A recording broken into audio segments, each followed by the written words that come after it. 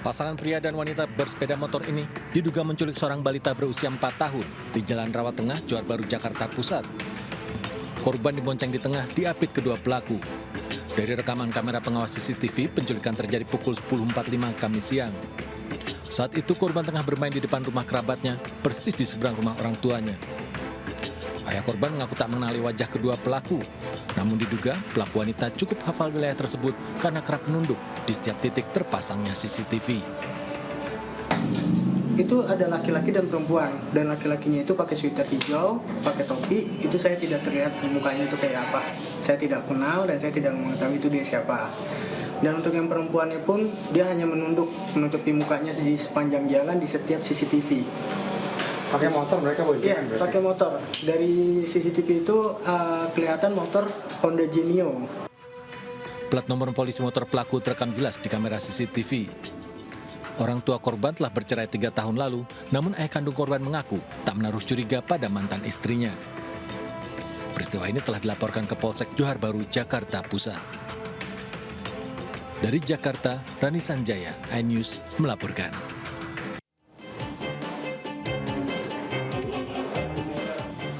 Presiden Joko Widodo memanggil sejumlah menteri hingga kepala lembaga untuk menggelar rapat terbatas di Istana Negara Jumat pagi. Jokowi mengumpulkan sejumlah menteri terkait evaluasi server pusat data nasional yang diserang ransomware dengan meminta tebusan sebesar 131 miliar rupiah. Di mana akibat peretasan tersebut, 210 instansi pemerintah terdampak dan layanan publik berbasis digital terganggu. Sementara Menpan RB Abdullah Azwar Anas menyebut berdasarkan benchmark dari sejumlah negara terdapat unit khusus yang secara tata kelola kelembagaan mengurus pusat data nasional. Pihaknya kini juga masih melakukan kajian untuk mencari tahu pengelolaan PDN paling tepat. Referensi di berbagai negara mana saja yang paling tepat terkait dengan pengelolaan PDN tadi. Jadi saya tidak mau komentar di luar kewenangan Kemenpan RB. Jadi kami lebih bagaimana tata kelola pengelolaan pusat data itu agar ke depan bisa lebih kuat sebagaimana di berbagai negara. Oleh karena itu unit pasar teknisnya sedang kita proses. Sementara Menkominfo memastikan berdasarkan pemeriksaan tidak ada kebocoran data akibat peretasan tersebut. Pihaknya bahkan melalui instansi terkait akan segera merilis siapa pelaku di balik peretasan PDN. Yang pasti tadi hasil rapat dengan Komisi 1 kita tidak ada indikasi dan belum ada bukti terjadinya kebocoran data. Nanti dalam waktu yang tidak terlalu lama kita akan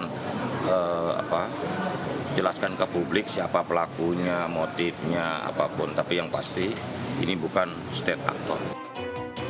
Sementara pihak BSSN hingga kini masih melakukan identifikasi forensik guna mengetahui dampak dan akibat dari peretasan PDN.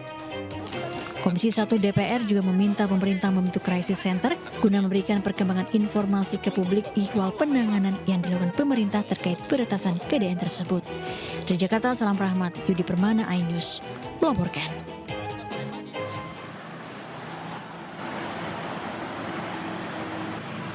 Inilah lahan 12.000 meter persegi yang bakal menjadi rumah hadiah untuk Presiden Joko Widodo saat purna tugas akhir tahun nanti.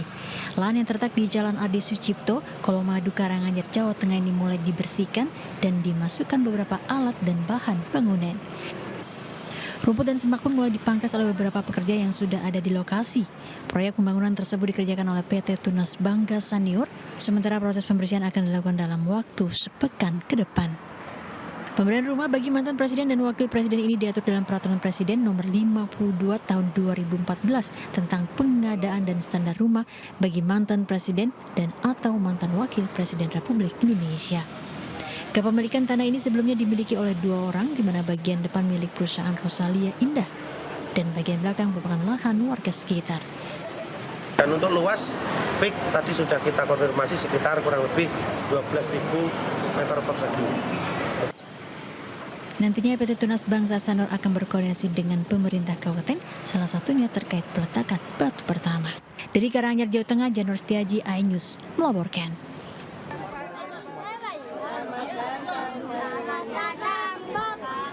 Wakil Presiden terpilih Gibran Rakabuming Raka kembali menjadi perhatian warga. Gibran membagi-bagikan susu dan alat tulis kepada warga di Kelurahan Kamal Muara, Penjaringan, Jakarta Utara. Warga berbaris menunggu kedatangan Gibran dan penjabat Gubernur DKI Jakarta Heru Budi Hartono. Gibran pun sempat berdialog dengan sejumlah warga. Meski demikian, Gibran mengaku datang sebagai wali kota Solo mendampingi penjabat Gubernur DKI Jakarta. Hari ini gimana? Hari ini ada kegiatan apa nih, Mas? Mendampingi Pak. Mendampingi. Ada agenda pilkada nggak nih, Pak? Mas, untuk datang ke sini hari ini. Mas Gibran mungkin ingin memasangkan Pak Heru dengan Mas Kaisang. Ada endorse itu? Ada agenda apa-apa ya. Mampir aja sama Pak. Lagi ya. Makasih ya. Ini masih di dalam agenda jadi wali kota atau sudah sebagai wakil presiden terpilih, Mas? Wali kota. Gibran mendampingi penjabat Gubernur DKI Jakarta meninjau proyek normalisasi aliran Kali Semongol yang terletak di perbatasan kota Jakarta Barat dan Jakarta Utara. Dari Jakarta, Sofyan Firdaus, KNews, melaporkan.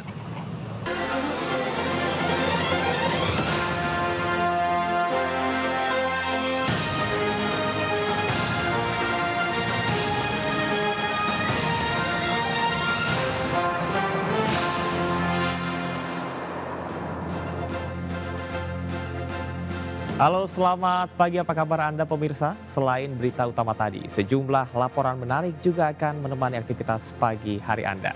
Bersama saya Camar Haenda dan berikut seputar iNews Pagi selengkapnya.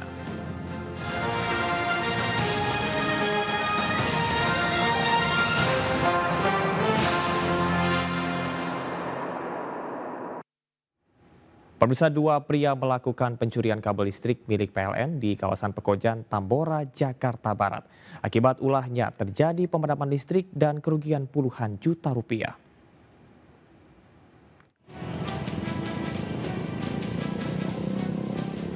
Petugas kepolisian dari unit reskrim Polsek Tambora, Jakarta Barat menangkap dua pria A 42 tahun dan G 38 tahun. Kedua tersangka ditangkap atas dugaan pencurian kabel listrik milik PLN yang ada di Jalan Pangeran Tubagus Angke, Pekojan. Dari keduanya disita sejumlah barang bukti, di antaranya 9 kg tembaga kabel listrik yang belum sempat dijual. Para tersangka mendapat keuntungan lebih dari 1 juta rupiah. Tembaga kabel listrik PLN dijual ke pengepul di kawasan Cengkareng, Jakarta Barat seharga Rp120.000 per kilogramnya. Berdasarkan hasil pemeriksaan kedua tersangka, para pelaku telah 2 kali melakukan aksi pencurian di wilayah berbeda di kawasan Tambora, Jakarta Barat. Dan benar bahwa dua orang tersebut melakukan pencurian dan bukan hanya pada malam hari itu saja, tetapi juga 2 kali sebelumnya sudah melakukan pencurian kabel tersebut. Selain berdampak adanya pemadaman listrik, akibat pencurian kabel ukuran 20 kV ini, PLN juga merugi hingga lebih dari 25 juta rupiah. Nah, dampak yang dirasakan masyarakat tentunya adalah pemadaman aliran listrik. Dengan terjadinya pemadaman aliran listrik karena pencurian kabel tersebut, tentunya akan mengganggu aktivitas masyarakat, baik aktivitas. Akibat perbuatannya, kedua tersangka terancam 7 tahun penjara. Dari Jakarta, Miftahul Ghani melaporkan. Kementerian Komunikasi dan Informatika mengklaim telah melakukan pemblokiran terhadap 1 juta lebih situs judi online dalam 6 bulan terakhir. Namun pihaknya menyatakan banyaknya pemain dan bandar judi online yang bebas beroperasi menjadi kendala pemberantasan judi online.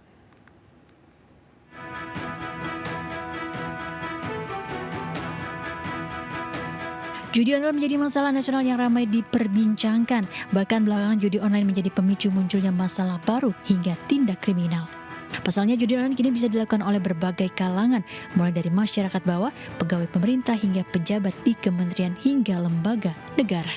Terkait hal tersebut, Kementerian Komunikasi dan Informatika melalui Unit Pengendalian Aplikasi Informatika, Direktorat Jenderal Aplikasi Informatika atau Aptika terus bergerak melakukan pembersihan situs-situs judi online. Pihaknya juga menyebut sebanyak 1 juta lebih situs judi online telah dilumpuhkan atau di-take-down dalam kurun waktu 6 bulan terakhir. Meski demikian, pihak Kemenkominfo juga memastikan situs judi online tidak bisa sepenuhnya dibersihkan tanpa adanya kesadaran masyarakat, khususnya para pemain untuk menghentikan perilaku memasang slot pada situs judi online. Judi online bisa contoh 6 bulan terakhir 1 juta situs judi online kita take down. 6 bulan terakhir itu setara dengan 5 tahun sebelumnya. Dulu 5 tahun untuk bisa dapatin 1 juta. Sekarang hanya 6 bulan bisa take down lebih dari 1 juta. Kenapa masih banyak? Pertanyaannya. Yang tadi sebenarnya dibersihkan tuh nggak mungkin. Karena kalau direktur pengendalian itu posisinya di hilir, kita bersihkan. Tapi kalau di hulunya orang masih buang sampah, nggak akan bisa. Di hulunya masih banyak, misalnya bandar judi, rumah judi, ya nggak akan bisa. Berapa banyak kemampuan kita bersihkan? Nggak bisa. Tanya itu banyaknya bandar judi online yang masih bebas beroperasi juga menjadi kendala untuk memerangi judi online saat ini. Untuk itu diperlukan kerjasama antara pemerintah dan masyarakat dalam memberantas judi online demi Indonesia sehat. Dari Jakarta, Steven Patinama, Aristiawan, iNews melaporkan.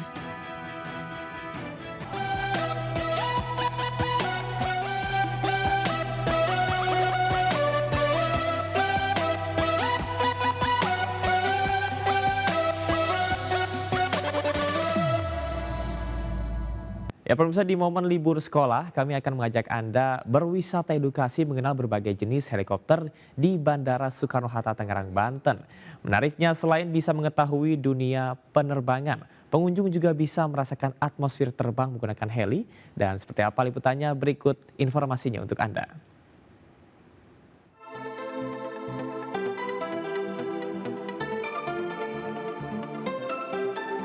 Berbagai jenis helikopter ini dipamerkan. Heli Expo Indonesia menggelar pameran Heli Expo Asia atau HEXIA yang kedua kalinya di Indonesia, tepatnya di Hanggar Cengkareng Heliport, Bandara Soekarno-Hatta, Tangerang, Banten. Tak tanggung-tanggung, 7 helikopter dipamerkan untuk mengedukasi masyarakat serta pengunjung mengenal lebih dekat dunia kedirgantaraan, khususnya helikopter. Mulai dari helikopter milik Basarnas, heli polisi udara, hingga Airbus EC-120 milik TNI AU. Menariknya selain bisa bersuah foto dengan kostum layaknya pilot, pengunjung khususnya anak-anak juga bisa bertanya langsung kepada petugas tentang dunia penerbangan. Uniknya lagi, pengunjung juga bisa merasakan atmosfer terbang menggunakan heli. Bagaimana menurutmu? Iya bagus banget sih kalau menurut aku karena experience-nya kan nggak biasa ya, dan kayaknya memang apalagi kalau misalnya tiba-tiba anak-anaknya jadi terinspirasi mau jadi pilot deh gitu ya, juga bisa lihat kan dari atas kan, jadi mereka juga lebih senang dibanding naik pesawat. Aku sih lebih oke lah kalau naik helikopter ya, kalau untuk anak-anak kayaknya lebih seru. Ayah, bunda, adik sama kakak. Yang Aska lakuin tadi selain melihat heli, ngelakuin apa lagi? Main game.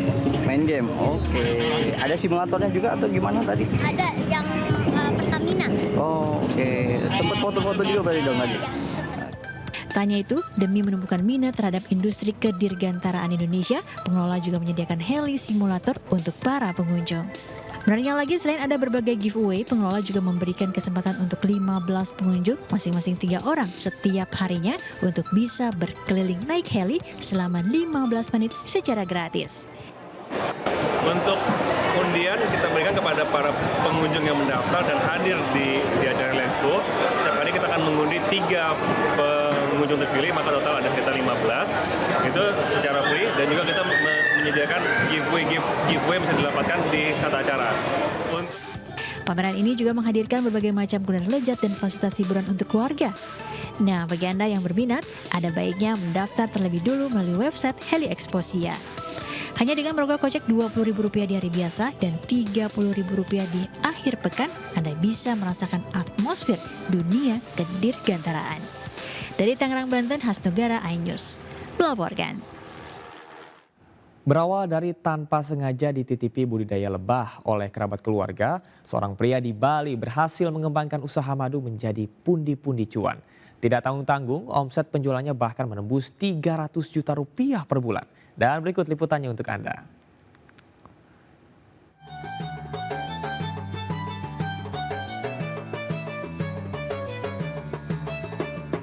Berawal dari jauh-jauh tanpa disengaja ditemukan budidaya lebah oleh kerabat, Ismail Abdullah memanfaatkan nektar-nektar dari berbagai bunga untuk menghasilkan madu. Dengan gigi, Ismail bahkan mengembangkan peluang bisnis madu ini secara profesional. Bahkan sejak 2017, ia menciptakan brand madu sendiri untuk dipasarkan. Tak tanggung-tanggung, Ismail kini telah memiliki 450 hingga 500 koloni lebah dari sekitar 18 jenis nektar bunga di Bali. Dalam sekali panen selama periode 17 hingga 21 hari, Ismail bahkan mampu menghasilkan 1 hingga 2,6 ton. Dalam sekali panen selama periode 17 hingga 21 hari, Ismail bahkan mampu menghasilkan 1 hingga 2,6 ton madu. Ia bahkan mampu menjual 8 kuintal hingga 1 ton madu setiap bulannya. Tak main-main, omset penjualannya pun bahkan menembus 3 hingga 400 juta rupiah per bulan. Omset hari ini kita bisa raih antara 300 sampai 400 juta per bulan. Kita per bulan rata-rata kita jual sekitar 8 kintal sampai 1 ton. Dengan jenis yang berbeda, karena Bali ini kan sangat kaya dengan berbagai jenis bunga. Kalau kita bilang di Karangasem itu ada 1.200 hektar mete di mana kita tempatkan lebah kita, dan sekali panen kita bisa dapatkan 1,6 sampai 2,6 ton sekali panen, dan kita bisa panen setiap 17 sampai 21 hari di sana. Madu buatan Ismail pun dibanderol mulai dari Rp53.000 hingga Rp300.000. Selain mensuplai ke berbagai hotel dan restoran di Bali, Ismail juga memasarkan madu di Terminal Keberangkatan Internasional Bandara I Gusti Ngurah Rai sebagai buah tangan khas Bali yang sangat diminati wisatawan mancanegara. Ismail juga menjamin mutu madunya selalu terjaga karena madu mentah murni yang ditawarkannya wajib diukur dan tidak akan panen madu jika kadar air lebih dari 21%. Dari Denpasar, Bali, Indira Ari, iNews melaporkan. Ya, pemirsa, saat cuaca terik menikmati es dawet ireng dijamin mempunyai sensasi tersendiri. Bertekstur kenyal, kuliner asal Purworejo, Jawa Tengah ini terbuat dari abu merang.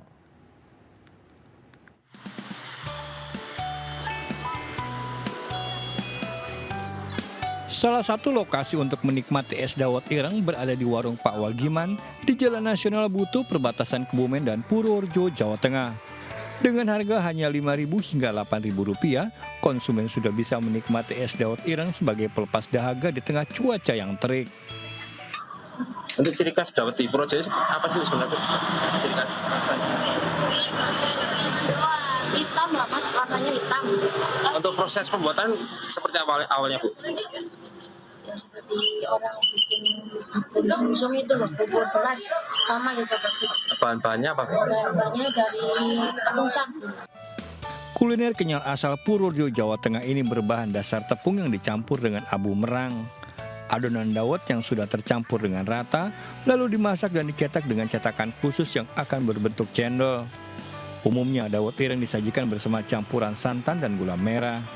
Supaya lebih mantap, semangkuk dawet ireng juga bisa ditambah dengan berbagai macam topping seperti tapai ketan, pisang, ataupun buah lainnya. Ini tuh kayak dimakan, terus langsung ya. Dengan harga terjangkau, es dawet ireng dapat ditemukan di sepanjang jalur selatan Jawa Tengah. Dari Purworejo, Jawa Tengah, Johartoyo melaporkan. Terima kasih Anda masih di seputar iNews Pagi bersama saya Camar Haenda. Pemirsa, sebuah warung makan berlantai 2 Jumat malam terbakar di kawasan Duren 3, Pancoran, Jakarta Selatan. Kebakaran dipicu ledakan televisi tabung yang percikan apinya mengenai kasur sehingga membakar atap bangunan semi permanen.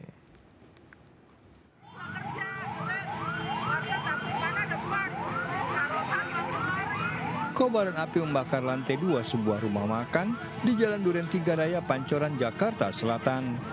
Api dengan cepat membesar hingga membuat panik pemilik warung makan dan warga sekitar.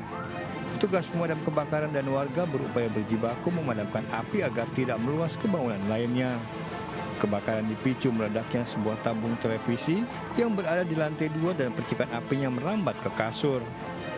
Meledak, konslet meledak, TV-nya konslet, terus nyamber kasur, kasurnya nyala, terus bakar rumahnya. Kebakar rumahnya nyamber. Di atasnya warteg, kamarnya warteg. Lantai 2. Nah, lantai 2. Tidak ada korban jiwa dalam peristiwa ini. Dari Jakarta, Helmi Sayengbati melaporkan. Karakter legendaris Donald Bebek ternyata sudah berusia 90 tahun. Sepanjang liburan sekolah ini, Donald Duck, si bebek lucu dan menggemaskan, hadir di sebuah pusat perbelanjaan di Jakarta Barat.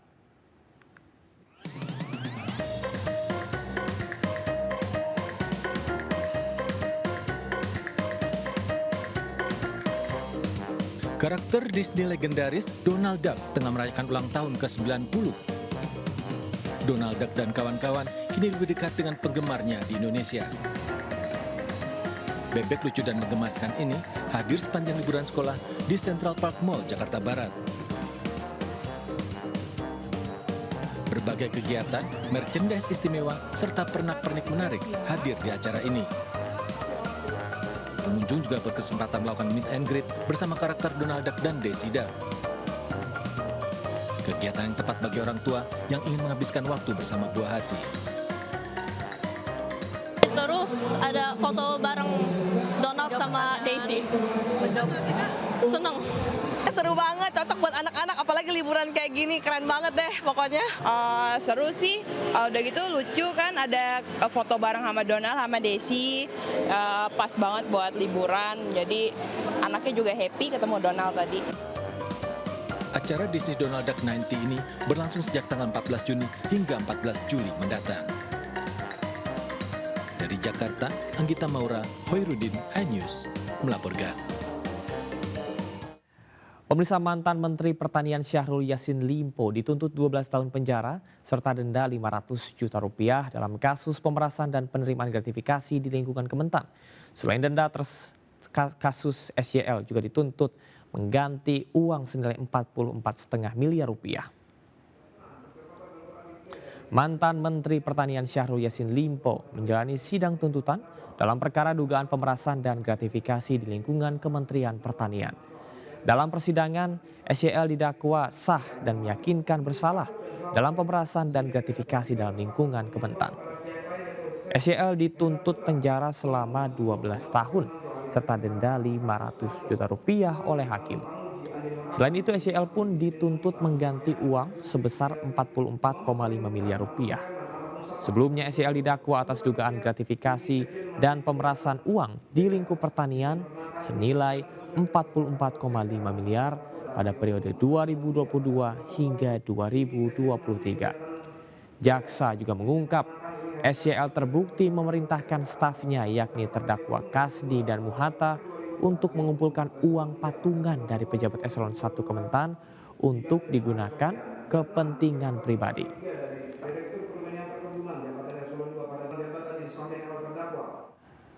Seorang jemaah haji plus asal kota Parepare, Sulawesi Selatan merasa tertipu dengan Biro Perjalanan Haji yang mengurus keberangkatan ke Tanah Suci. Visa yang diberikan ternyata visa ziarah, bukan visa haji. Ia pun harus mengalami pengalaman pahit saat menunaikan ibadah haji.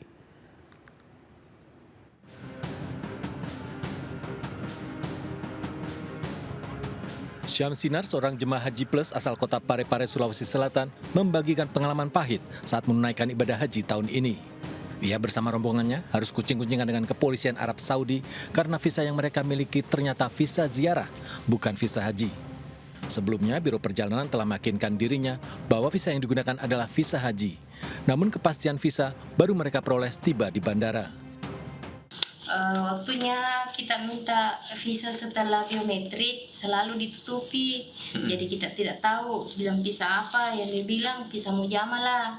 Nanti kita tahu setelah dikasih key di bandara, kita buka ternyata ini visa multiple, visa ziarah, yang padahal yang dijanjikan kita itu visa mujamalah. Tak hanya visa, Syamsinar juga diberikan kartu nusuk milik orang lain. Perjalanan ibadah haji yang diharapkan berjalan baik menjadi pengalaman pahit. Jemaah tidur beralaskan lantai, tidak mendapatkan makanan layak, bahkan harus kucing-kucingan dengan kepolisian Arab Saudi. Dari masuk Mekah itu agak susah, kita lewat jalan-jalan tikus. Sampai di situ ada polisi menaik di bus, terus dia lihat ini visa. Polisinya bilang umroh haj. Meski berhasil menjalankan seluruh syarat sah haji, Syamsiah berencana membawa persoalan ini ke ranah hukum karena merasa ditipu Biro Perjalanan. Dari Parepare, Sulawesi Selatan, Erwin Eka Pratama, iNews melaporkan. Kenaikan harga minyak goreng bersubsidi minyak kita masih digodok oleh pemerintah. Namun dari pantauan di pasar tradisional, harga minyak kita telah naik jauh di atas harga eceran tertinggi.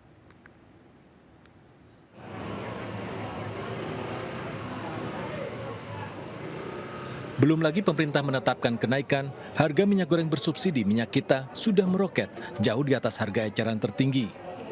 Pedagang di Pasar Palmerah, Jakarta Pusat menjual minyak kita dengan harga Rp17.000 per liter, di atas HET yang masih Rp14.000 per liter. Menurut pedagang, harga pembelian minyak kita naik dari agen pemasok. Tak hanya harus merogoh modal lebih dalam, pedagang juga kerap kali mendapat keluhan dari pembeli. Sebelumnya jual 14, 15, sekarang naik sampai 17. Saya dengar-dengar katanya mau naik lagi nih. Terus gimana nih? Pasti susah kayaknya penjualnya kalau dia naik lagi. Ini aja udah pada ngeluh. Menteri Perdagangan Zulkifli Hasan telah menyampaikan rencana kenaikan HET minyak kita menjadi Rp15.700. Namun hingga kini, kenaikan harga minyak kita masih digodok pemerintah. Dari Jakarta, Amrina Rida, Ahmad Putra, iNews melaporkan. Anda masih di seputar iNews Pagi bersama dengan saya Camar Haenda. Pemirsa, apabila Anda penggemar sepatu kulit tentunya tahu kesulitan merawat sepatu kulit berkualitas tinggi. Sebuah brand sepatu kulit asal Indonesia berkolaborasi dengan produk perawatan sepatu ternama memberikan edukasi perawatan sepatu kulit yang baik dan benar.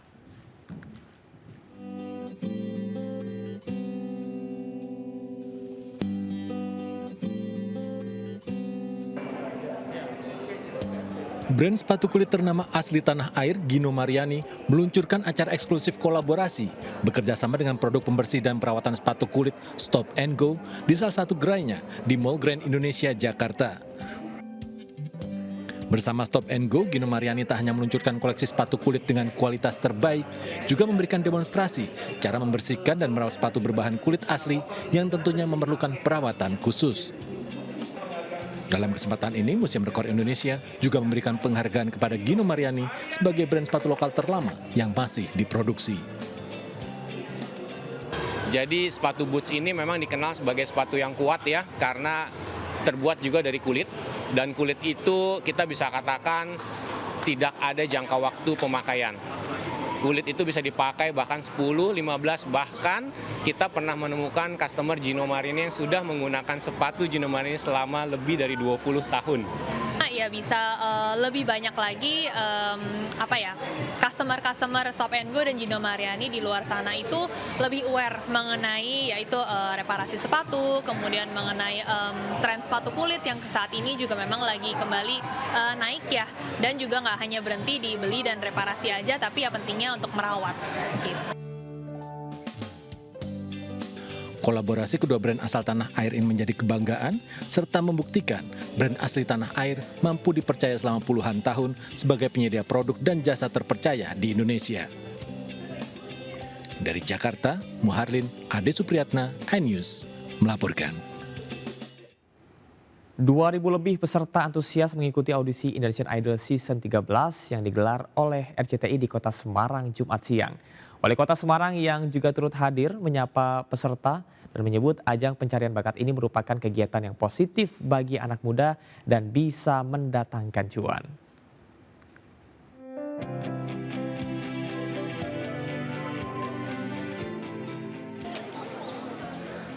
Ajang pencarian bakat Indonesia Idol Season 13 di Kota Semarang digelar selama 2 hari mulai Kamis 27 Juni hingga Jumat 28 Juni 2024 di Gedung Taman Budaya Raden Saleh Semarang. Perjuangan anak-anak muda ini didukung langsung oleh Wali Kota Semarang Hevea Rita Rahayu Gunaryanti yang datang langsung ke lokasi audisi. Bisa mereka berkarya dari Kota Semarang. Dan tentunya ini adalah satu hal yang baik karena ini merupakan salah satu penyaluran hobi, kemudian bisa menjadi cuan ya kalau istilahnya gitu kan. Demi meraih mimpinya, 2 peserta audisi telah melakukan berbagai persiapan. Persiapin mental yang lebih pasti biar lebih pede nanti pas ketika audisi. Apa Mbak Kalau aku motivasinya memang impian aja sih, pengen masuk dunia entertain. Antusias peserta audisi Indonesia Idol Season 13 di Kota Semarang ini sangat tinggi dan kualitasnya sangat bagus. Sangat tinggi, kita dapat 2.000 pendaftar, lalu kemarin juga di pemanasan banyak sekali orang yang antusias. Pemanasan itu adalah sarana mereka pemanasan latihan. Jadi mereka dapat bimbingan dari para mentor-mentor. Nah, di situ kita udah lihat mereka bakal antusias banget di hari ini. Setelah dari kota Semarang, audisi Indonesia Idol akan berlangsung di kota Palembang, kemudian disusul Kalimantan dan beberapa kota besar lainnya di Pulau Jawa. Dari Semarang, Jawa Tengah, Kristadi melaporkan. Pemirsa, PT MNC Sky Vision Tbk berhasil membukukan laba 741 miliar rupiah untuk tahun buku 2023. Memiliki 1,3 juta pelanggan perseroan dengan kode emiten M-Sky ini akan fokus menjangkau wilayah yang belum memiliki akses pada broadband di tahun 2024.